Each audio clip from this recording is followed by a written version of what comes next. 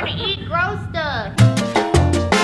If I grab 2 things of paper? Yep. Because that makes a combo of what you're gonna eat. Soy sauce with coffee.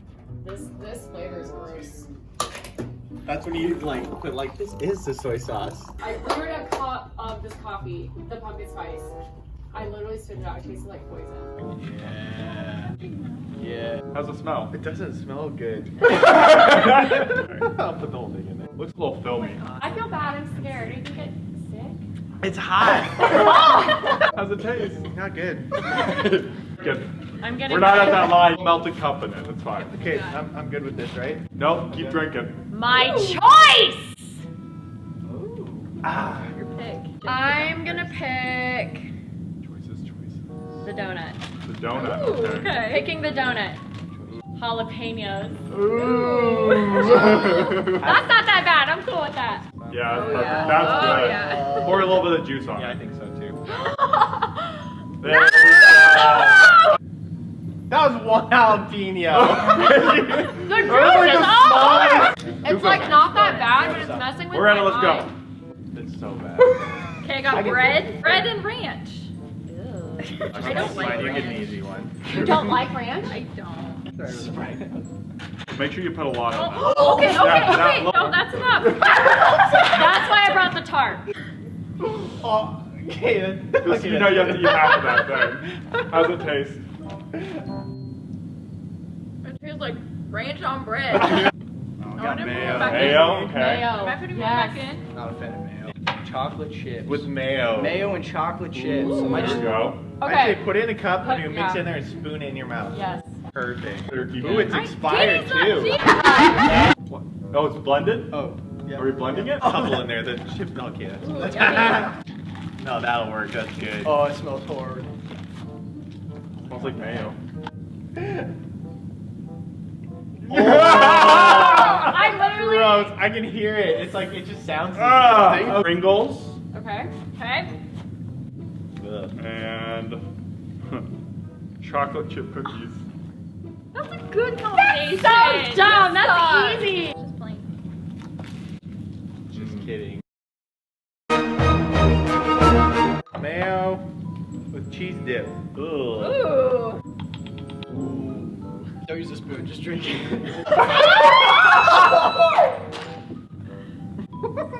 Ranch. Great start.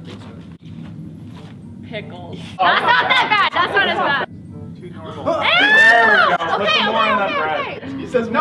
Give me. Babe! I'm gonna vomit. Oh, and chocolate chip. There you go. Ew, gross. That was sick. Oh, that was Jalapenos. Again. Jalapenos. And tartar sauce. Oh. I don't even know what tartar sauce Spicy, is. spicy. Okay, one What? jalapeno. No. Thing. Stop! Can I plug my nose? Sure, Yeah, you go can. for it. Unless you yak. Let's get rid of this. Mac and cheese. Ice cream. Okay, weird. Mint chocolate. Hey, crunchy ice cream. I mean, it has chocolate chips. Let it sit while he does his because it needs to melt a little. Okay. I have 5 here. I want to do all 5. Mustard. You have a fluid. I feel Pass. Sour gummy worms. Sure. Oh, that smells so bad. And Hot chocolate dogs are sauce. gross.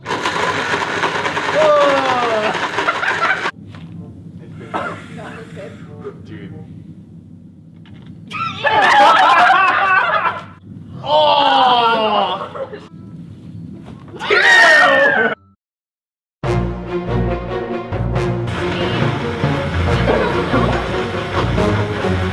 I'm tapping out.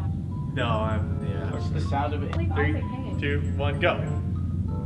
So much! Oh, God. You guys. Oh. Oh. Alright, yeah, that's enough for me. Wow. Oh, God. And we're done.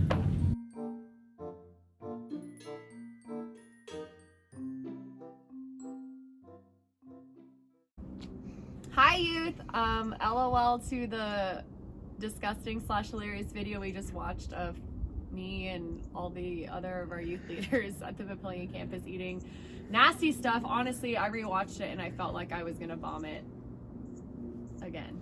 But anyways, happy almost New Year. Hard to believe that 2020 has come to a close. I remember during the middle of it and at the beginning trying to have a moment where I sat down. I was like, I'm gonna be present this year, and I'm gonna take in everything. And then here we are, and I felt like, what even happened this year? But I wanted to just share a quick little message.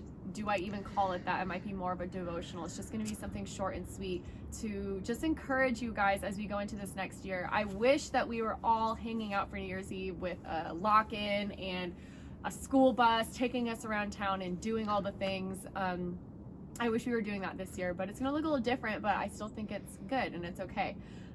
If anything, if 2020's taught us anything, it's that we are not in control. And in a lot of ways, we are every day, we're just kind of going with the flow. But I believe that if we invite Jesus into our days and our years, even though we are essentially every day, he's got us. He's like behind us in a constant state of trust falling, like he's always there to catch us. So our theme kind of this year just was talking from a verse in Revelation 21:5, and it's when Jesus says, "Behold, I make all things new." And when he's saying that, he's talking about it in regards to like literally, behold, he's making the entire heavens and all the earth new. Because when it's all said and done, he is going to make everything new, all of heaven, all of earth. And I think for us, what does that look like on a daily basis? And that's why I kind of wanted to come out in the snow and record, because I love the picture of winter. I feel grateful that I live in Nebraska, because every year I'm getting reminded of this truth.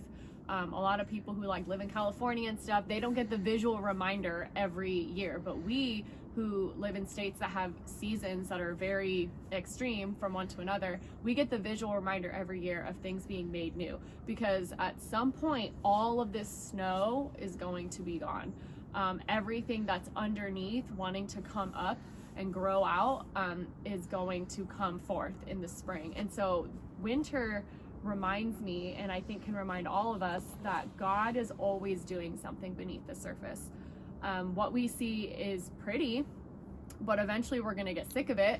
And I think for a lot of us, our life might feel that way. 2020 might feel that way. Like at first it was kind of fun to stay home and kind of fun to miss school and kind of fun to do virtual, and all these things felt fun for a while, just like winter does. But eventually it's like, okay, I'm ready for something new. And so in the spring, everything starts to come up and everything starts to get green and everything starts to get warmer. And I want to just talk to whoever may be feeling like, well, I'm in an endless winter. 2020 felt super weird, but in fact, that's kind of how I always feel. I always feel like I'm in winter.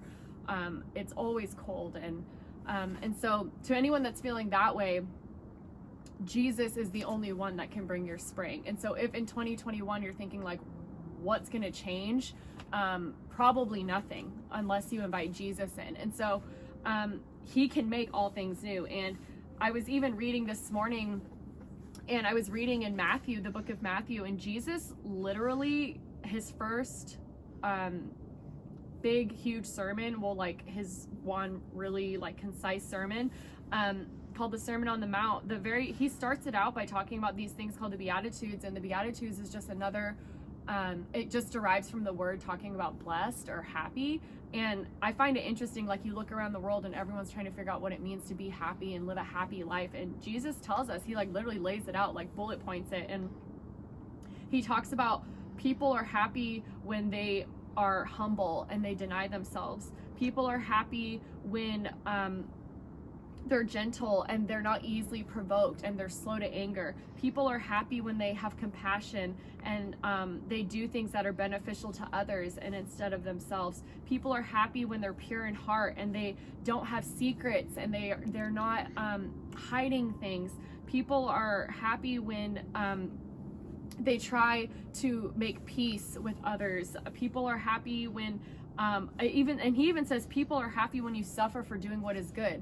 You can be suffering right now, but you're suffering for the wrong reasons. It's better to suffer for doing what is actually good, and for the sake of the cross. And so just to encourage you guys that if you are waiting for things to feel new or be made new, well, step one is to invite Jesus into the situation and into your days. But step two is to look at how you can actually be happy in a way that's going to last forever and one that's going to stick. I can't talk for too much longer because I can't feel my fingers anymore. But I just want to encourage you guys that you've gone through this year, and whether you're already following Jesus or maybe you're entertaining that idea, what can you actually do different this year that will spur on the newness that you're seeking? You can't keep doing the same thing and wait for it to change. There is something to be said on our part to take a step towards Jesus. If you search for him, you will find him. And so I want to invite you guys all to join me and the rest of our youth leaders to embark on a challenge in January and join us with Southridge Church, and we're going to do 21 days of prayer and fasting. And we'll talk more about it, and we'll, like, in person through our life groups, tell you more about it and all that kind of stuff. But basically it's 21 days that you're designating that I'm every day going to spend time with the Lord and pray and read your Bible.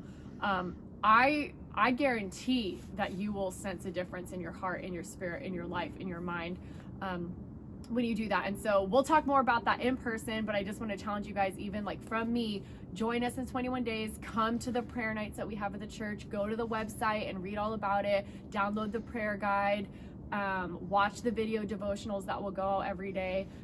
It's going to be a really cool time. And I believe that Jesus can make all things new in your life this year if you actually invite him into your days and invite him into your life.